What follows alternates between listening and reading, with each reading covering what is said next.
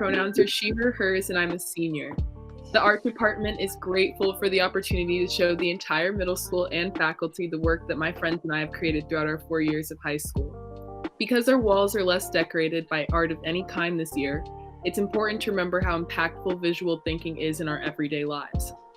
Presenting upper school art is just one way to celebrate the gifted students who chose to continue studying art as an elective in upper school. I hope you're as excited as I am to see the art portfolios that Class 12 students, like myself, have created as a part of our college applications. And now here's Chloe. Hi guys, I'm Chloe, I'm a senior, and unlike everyone else in the group, I think I just submitted photographs, but yeah, we can start with my first photo. You can like play with composition and colors, even in like a space where you're not spending a lot of time, like things can happen in an instant, and I just like saw this composition in a moment and I decided to take a picture of it. It was the super bloom in California last year.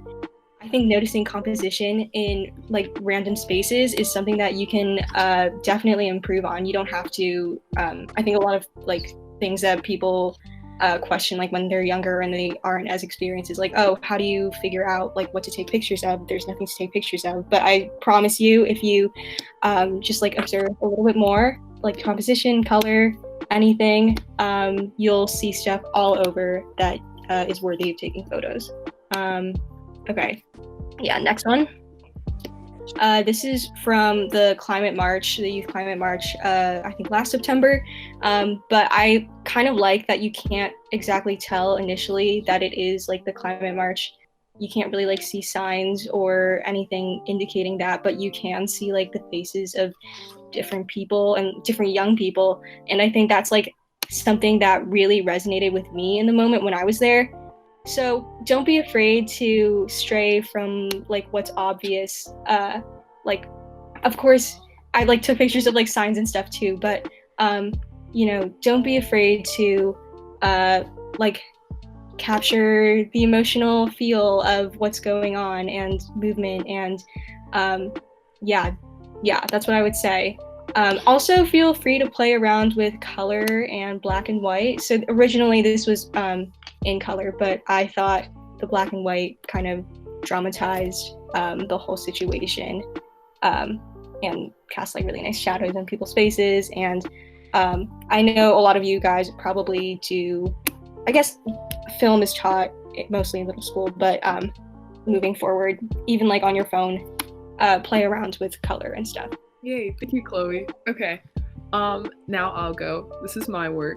So my first piece is a diptych entitled Ode to My Grandparents, A Study of Lines. I made these digital drawings to celebrate my grandparents. The first is for my grandmother and her love for elephants, and the second for my grandfather and his love for jazz. In the first piece, I tried to mimic the memories and feelings I associated with my grandmother as a child. Her home was and still is filled with miniature elephant sculptures, so whenever I saw one, I immediately thought of her. There are also a lot of like plant-like shapes throughout, representative of the plants that she has in her house, and the salmon color is reminiscent of a shirt that she always wears. The second piece is drawn from time spent listening to jazz with my grandfather, and during the creation of this piece, I listened to Wes Montgomery's discography, a favorite of my grandfather and I, and tried to depict the way I saw different sounds and elements that I heard. Since I associated this artist with my grandfather, my mind was also flooded with memories of him influencing the piece as well. The next two pieces are self-portraits. The more colorful one is entitled Self-Portrait Online, and the second is entitled Self-Portrait Compressed.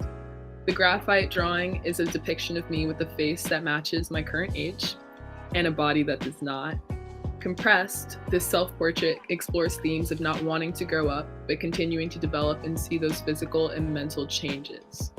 The second is a depiction of me during quarantine, feeling trapped by endless days of Zoom calls and hours of homework to follow. It's about perceiving myself through different eyes and watching myself grow through a screen. So that's both of those. Thank you, and now here's Isabelle. Hi everyone, I'm Isabelle. I'm a senior and I will be showing like a small excerpt of my portfolio. And I want to give a big thank you to Miss Javins who helped me like curate and title my pieces. So this first piece is titled String Creature, and it's like a surrealist piece, and the prompt was, I made it last year in my art class, and the prompt was we had to take like a string and drop it on the paper and then use that as an integral part of our composition. So you can see the string, it kind of makes up the line of the ground on top of this creature that the creature kind of like pushes up with its back. I kind of wanted to do something a little out of my comfort zone for this piece and combine, I don't know, this idea of like a childlike fairy tale with something more sinister and feelings of anxiousness and like fear of the unknown. So I used ink and also some white colored pencil, and I included it in my portfolio because I kind of, I don't know, wanted to show, in my portfolio I really wanted to show a variety of mediums, and so it's the only ink drawing I have, and so yeah, so you can show the next piece. This is a drawing in Conte from the roof of 590 down 83rd Street. I titled it Manhattan Cityscape. And I definitely specified that I started out drawing from life because I think that's something impressive. And if you do that, you should definitely mention it in your portfolios. So I started drawing from life down the street and then later moved into the studio and drew from a picture to complete it. It is personal to me because for like the past 7-8 years, this down 83rd Street was my walk to school. And so it's kind of a new take on a route and like a street that's very familiar to me, and kind of making this everyday experience of just walking to school like expansive and grand. Hi guys, I'm Abby. My pronouns are she, her. First slide, I guess. Yeah, this was a painting that I did over quarantine. This is from gouache and also a little bit of ink. And I don't know if you guys can tell, but I'm a little bit obsessed with drawing fish. I sort of always end up drawing fish. And so I just sort of leaned into it a little bit with this one. And I titled this one Atlantis, because I don't know if you guys can see on the flags in the back of the castle, it says Atlantis. So this was sort of inspired by what I imagined like the underwater city of Atlantis to look like if it was taken over by fish. And I wanted to make it like a little bit sort of weird and creepy, so I wanted to make the colors sort of like very bright and almost garish, and then I have the human hands poking out at the bottom. So yeah. I wanted to include a picture of a set because I included a couple of these in my college portfolio, and this is the set from The Importance of Being Earnest, which was the fall play last year, and I was the ATD for that show. I do a lot of theater in general. I'm sure I've worked on some of your guys' class shows, so I thought I'd include an example of a set. And I just really liked this one. Thank you, Mr. Pomerantz, for giving me this photo. I just really like the symmetry, and I think it's just really pretty. And I have a lot of fond memories from working on that. So I think it showed some more diversity in terms of my skills as an artist, including like, carpentry and scenic painting. So yeah. Thank you, Abby. Now, Anez. Hi, I'm Anez. We can go to my first slide. So this was like, I wanted to do a study of like the feeling of being in a crowd, if that makes any sense, or like living in New York City and like what that means, and so many people are around you. And so all of those faces are faces from my camera roll that I found when scrolling through. And half of them I would say are people in my life. So like my family, my friends, right? And then the other half are just people who happen to be in the background of photos that I use their faces. So yeah, you have like this nice mix of strangers and then people in my life to encapsulate this, I don't know, feeling of chaos and like people all around you. And I wanted the colors to reflect that feeling as well. We can go to the next one. So on the left, this was so most of what you've seen already has been like, yes, it's been from reference, but it's also been painting from my brain, I guess. But this one on the left was done from a photograph. Obviously, some things are manipulated, but yeah, it's pretty much a study. I took this photo on the Alabama Civil Rights trip, which I recommend you go on once we can go. It's a Brearley sponsored trip. But yeah, this was a photo I took in the Black Belt of Alabama. No, thank you. Okay, so now here's Violet's work. She can't be here today, so I'll be presenting her pieces. Okay, so the first is a self-portrait representing the idea of multiple selves and all of the effects were done in camera. Temporary is an intimate moment between two friends. The temporary nature of these drawn tattoos represent the idea that friendships themselves are often temporary. The next photo, Past Persona, is of Violet's grandmother as she returns to an old accessory. Her last photo of her portfolio is entitled Remnants of a Pre-Pandemic World. Violet says that this piece focuses on what's been abandoned since the start of the pandemic. With sports canceled across the country, these bleachers were left to be subsumed by the wildness. And now, Elizabeth. Hi, I'm Elizabeth. This was a piece that I did freshman year, actually at Brearley, and it's an oil painting done on paper. And this was a project in which we were supposed to focus on heavy outline and line work, which is something that I don't usually focus on. I like to be more focused on realism.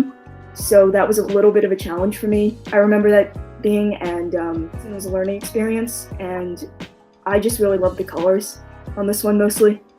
I had a lot of fun just throwing that typical adherence to strong realism that I usually used with this piece. This is more of a sketch. It's not so much of a finished piece. This was from Brearley. This is from my sophomore year, and it was from a museum project, which I'm sure you're all familiar with. And we went to the MoMA and saw, I believe it was called Charles White, a retrospective. He's obviously a very famous artist, and one of the things that he's really known for is his form and his hands. So we were tasked with rendering a hand with his style and having seen his works in mind. And I had a lot of fun with this, and it's a little bit exaggerated in the way that some of his hands are, and I don't think it's something that I would have done without the sort of push by school, so it was fun. Yay, thank you. And last but not least, here's Annabelle. Okay, so this is that same project that Isabelle and Elizabeth presented. It's the candy still life, and I really enjoyed going super in detail, and especially capturing the light on the wrappers was something that I hadn't really done before, especially since it was a still life and I normally do more portrait kind of things. So this was definitely a fun challenge for me, and I really ended up liking this project. So the next one is also the same project that I forget who else was showing it, but a lot of other people showed it. And this, so yeah, it was the person I chose to draw was Audrey Hepburn. And specifically it was a picture of her from the movie Sabrina, and it's just because I really like her movies. But also when it came time to print the photo that we chose onto the background, I was really thinking specifically with this photo about her influence on fashion and how kind of lasting it is.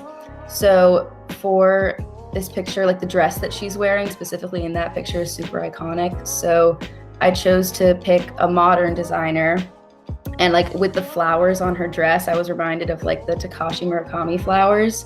So I chose to do those as my background and have them sort of spilling onto her dress, sort of to represent the her influence and kind of the merging of past and present fashion.